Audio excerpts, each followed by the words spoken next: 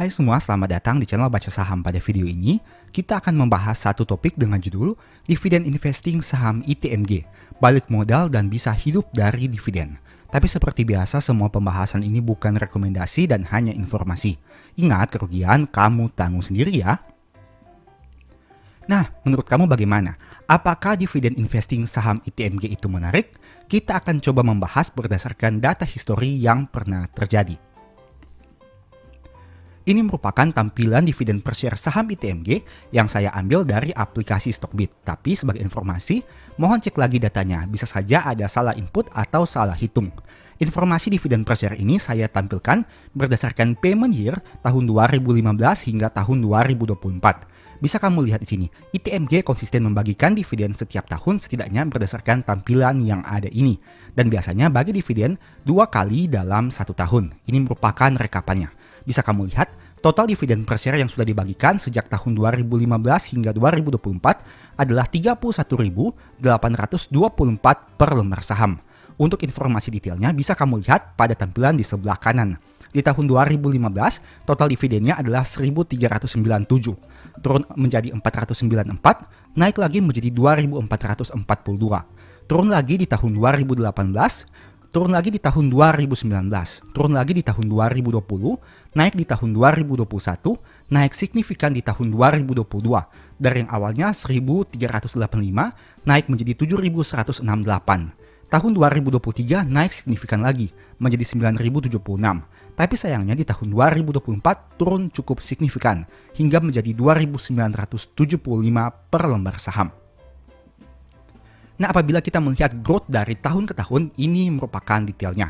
Di tahun 2015 ke tahun 2016 ada terjadi penurunan sekitar 65%. Naik lagi menjadi 394%, naik 33% lagi, turun 16%, turun lagi 68%, naik lagi 58%, naik 418%, naik 27% dan turun 67%. Dari data ini kamu bisa lihat, dalam beberapa tahun terakhir, dividen ITMG pernah turun 68%, tapi pernah juga naik 418%. Nah, sekarang bagaimana jika kita asumsikan punya 100.000 lembar saham? Ini merupakan hitung-hitungannya. Di tahun 2015 akan mendapatkan 139 juta. Menjadi hanya 49,4 juta di tahun 2016, 244 juta di tahun 2017, 326 juta di tahun 2018, 275 juta di tahun 2019, 87 juta di tahun 2020, 138 juta di tahun 2021, 716 juta di tahun 2022, 907 juta di tahun 2023, dan 297 juta di tahun 2024. Totalnya 3.182.400.000 rupiah. Nah, tapi ada poin penting yang harus kamu lihat di sini.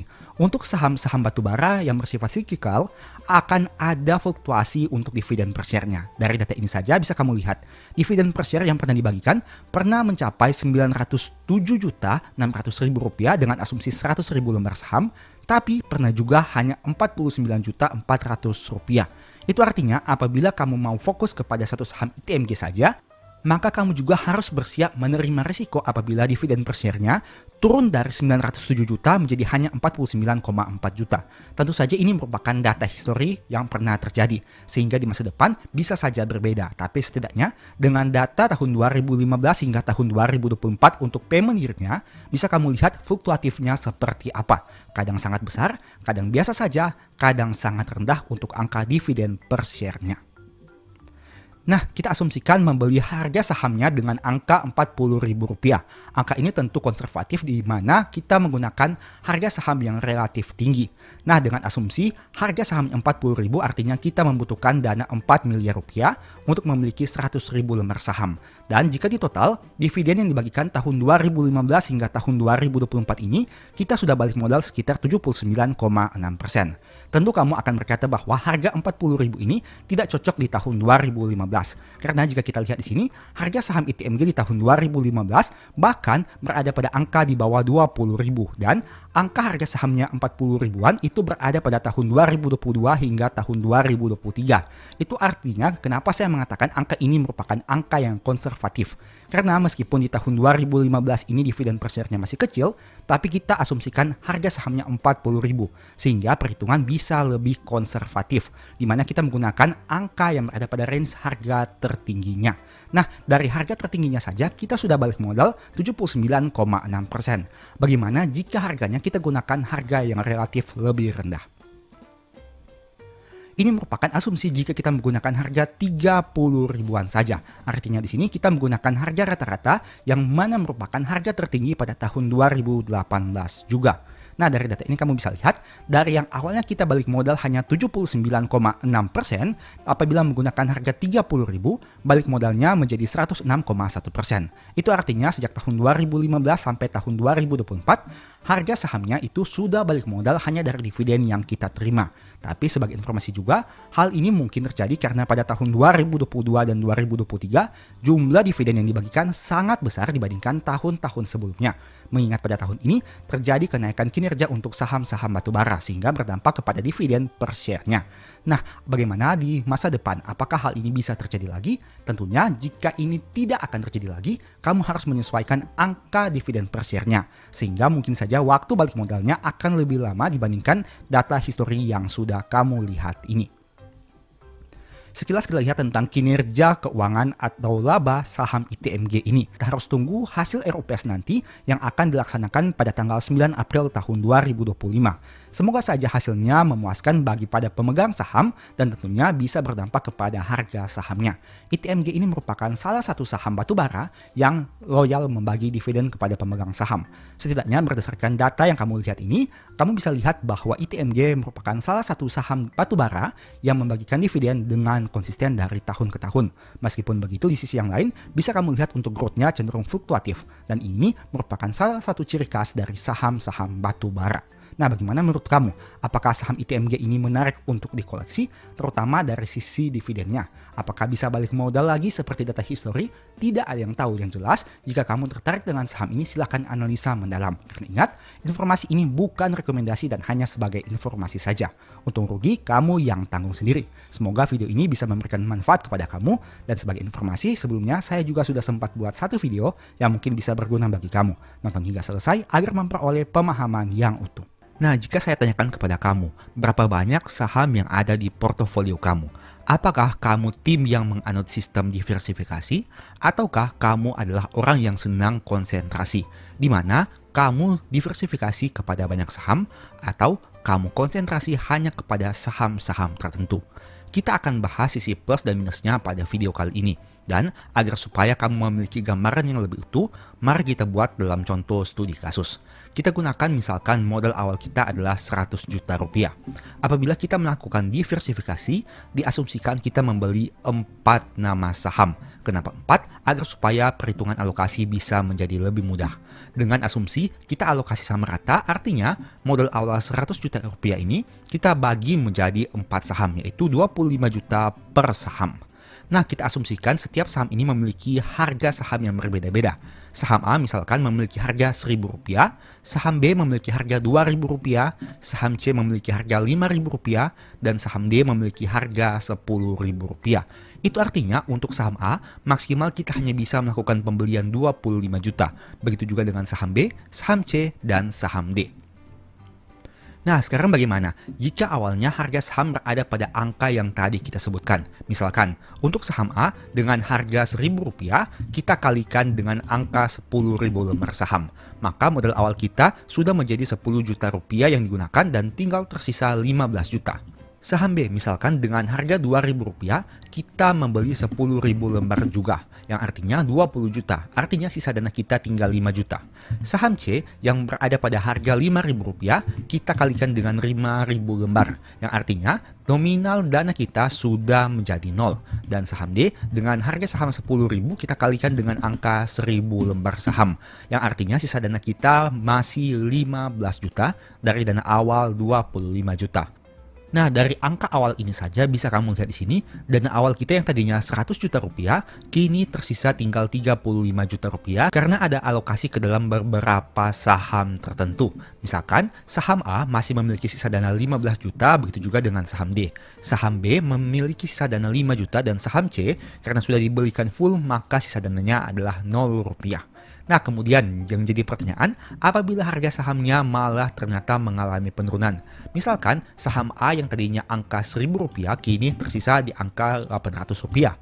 Saham B yang tadinya Rp2.000 turun menjadi angka Rp1.500. Saham C yang awalnya Rp5.000 turun menjadi angka Rp4.500. Dan saham D yang tadinya Rp10.000 kini turun menjadi angka Rp9.000. Bagaimana average down yang bisa kamu lakukan?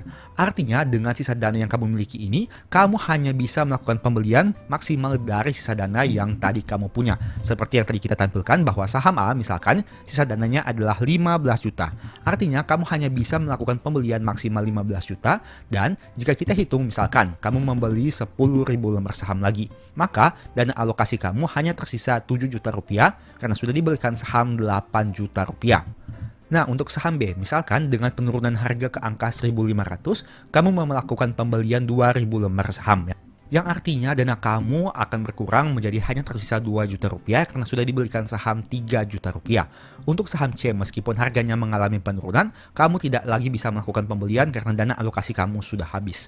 Dan saham D, misalkan saat harga sahamnya turun ke angka Rp9.000, kamu melakukan pembelian sebanyak 500 lembar saham. Yang artinya sisa dana kamu turun menjadi 10.500.000. Dari sini kamu bisa melihat bahwa dari yang awalnya dana kita dialokasikan 25 juta per saham, maka dengan adanya pembelian average down sebanyak satu kali, sisa dana kita hanya menjadi 19.500.000. Semakin berkurang, dan apabila harga sahamnya turun lagi, misalkan saham A yang mengalami penurunan dari angka 800 turun misalkan ke angka Rp600, dan kita kalikan, misalkan kita melakukan pembelian sebanyak 5.000 lembar saham, artinya sisa dana kita turun menjadi 4 juta rupiah.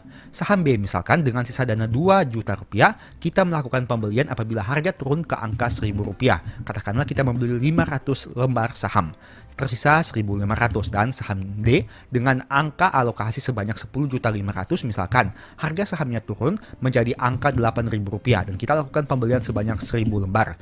Itu artinya dana kita hanya tersisa 2.500.000 untuk saham D. Jika di total tersisa 8 juta rupiah. Hal ini terus kita lakukan secara berkesinambungan hingga dana kita nantinya akan menjadi nol apabila melakukan pembelian secara average down untuk 4 saham ini. Itu merupakan salah satu dari definisi untuk diversifikasi, di mana melakukan pembelian berdasarkan dana alokasi dari setiap saham. Dalam contoh ini, kita menggunakan 4 saham. Nah, pertanyaannya bagaimana dengan sisi konsentrasi? Kita asumsikan misalkan hanya membeli satu saham saja. Katakanlah saham A dengan modal awal harga Rp1.000. Misalkan sama seperti tadi, kita melakukan pembelian dengan angka 10.000 lembar saham. Maka dana awal kita yang tadinya 100 juta berkurang menjadi 90 juta. Apabila harga sahamnya turun lagi, misalkan dari angka Rp1.000 turun menjadi 800 dan kita belikan lagi 10.000 lembar saham. Dana kita dari yang awalnya 100 juta kini tersisa menjadi 82 juta. Misalkan harga sahamnya turun lagi dari angka Rp800 turun menjadi angka Rp700. Dan kita lakukan pembelian 10.000 lembar saham lagi. Dana alokasi kita tersisa 75 juta. Begitu seterusnya. Misalkan harga sahamnya turun lagi ke angka Rp600 dan kita melakukan pembelian 10.000 lembar saham. Dana alokasi kita tersisa 69 juta. Kita lakukan secara berkesinambungan. Harga sahamnya turun lagi ke angka Rp500 dan kita doublekan. Misalkan kita membeli 20.000 lembar saham. Dan alokasi kita masih tersisa 59 juta. Dan katakanlah harga sahamnya turun sangat signifikan hingga ke angka Rp100. Bagaimana cara kita melakukan pembelian? Dan misalkan kita lakukan pembelian 50.000 lembar saham, artinya 5 kali lipat lebih besar dari harga pembelian awal. Dan alokasi kita masih tersisa 54 juta dengan adanya alokasi average down yang dilakukan dalam beberapa rentang harga. Nah, dari sini kamu bisa lihat perbedaan mencolok antara diversifikasi dan konsentrasi. Untuk diversifikasi memang kita memiliki lebih banyak saham. Dalam contoh ini kita memiliki 4 saham. Sehingga apabila misalkan saham A mengalami penurunan, portofolio kita tidak akan terganggu secara signifikan karena ini hanya merupakan 25% dari total portofolio yang kita miliki. Nah, di sisi yang lain misalkan saham A mengalami penurunan, dan saham B mengalami kenaikan. Itu artinya total portofolio kita untuk pertumbuhan atau penurunannya akan dihitung dari akumulasi antara saham A, B, C, dan D. Sehingga salah satu saham yang turun atau naik tidak akan mempengaruhi secara signifikan terhadap portofolio. Hal berbeda dengan portofolio terkonsentrasi. Misalkan saham A ini mengalami penurunan yang sangat signifikan, otomatis total portofolio kita ini akan langsung terpengaruh karena hanya terfokus pada satu saham ini saja. Sebaliknya, apabila saham A ini mengalami kenaikan yang signifikan, total portofolio kita juga pun akan naik dengan signifikan karena seperti kembali lagi hanya terfokus pada satu saham saja. Itu merupakan plus minus yang bisa kamu lihat untuk diversifikasi dan konsentrasi.